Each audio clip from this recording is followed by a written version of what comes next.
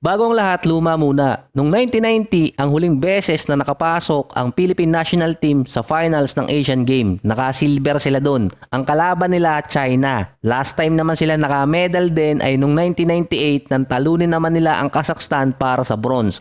Nasa 33 years din bago ulit nakabalik ng finals ang Philippine National Team. Makakatapat naman ng Gilas ang Jordan na unang beses namang papasok sa gold medal round. Tinalo nila ang Gilas sa preliminary. Meron di umanong mala Kobe ang Jordan. Ang Gilas naman merong mala Tracy McGrady. Yun nga lang, may kasamang apat na Jordan yung mala Kobe nila. Yung back-to-back 3-point shot ni Brownlee ang nagpalamang sa Gilas kontra China. Umabot din kasi ng 10-0 run ang ginawa ng Gilas, saka yung 8 straight points na ginawa pa ni Brownlee nung less than 2 minutes. Marami din namang players talaga yung maganda yung pinakita versus China, pero focus ako dito kay Brownlee. Hinabol nila sa second half yung lamang ng China na umabot pa ng 20 points. 33 points para kay Brownlee, 17 ang ginawa niya sa fourth quarter. Sabi nga ni Coach Tim Cone, alam niyang talo na ang Gilas, pero never say die nga si Brownlee. Dapat palitan na yung battle cry, hindi na puso. Never say die attitude na. Ito yung unang beses na hindi maglalaro ang China sa gold medal round sa Asian Game na sila ang host. Nanganganib pa yung coach nila na Clarkson na nung World Cup na Brownlee pa sa Asian Game. Hindi ko na pagkukumparahin si Clarkson at si Brownlee. Pareho silang magaling dahil walang sakit. Binash din ng mga fans yung team nila. Wala kasing Facebook doon pero naka-VPN.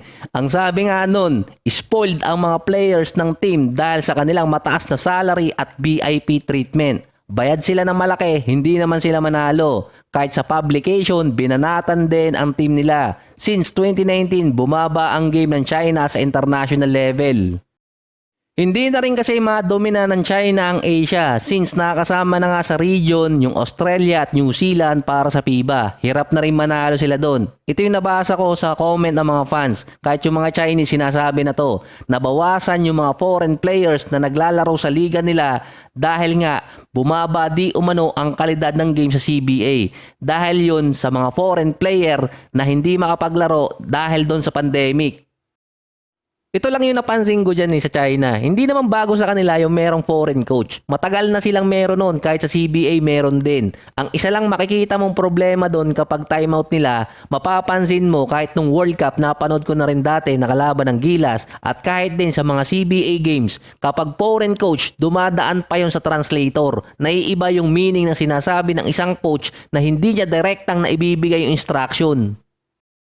Kahit yung ibang mga teams dito sa Asia na merong foreign coach, merong konting disadvantage yun, lalo na kung dikdikan game at crucial. Dahil yung binibigay na instruction ng coach at kapag tinranslate yun, posibleng maiba ang meaning nun.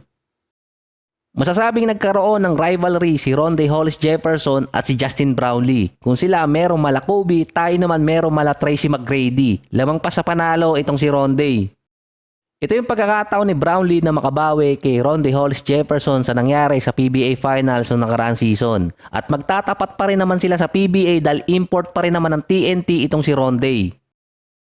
May assurance sa ngayon ang Gilas para sa silver medal pero mas maganda yung gold. Since pumasok din si Brownlee sa Asia, 8 championship ang meron siya. 6 sa PBA, isa sa ABL noong 2018 at isa naman sa Lebanese League.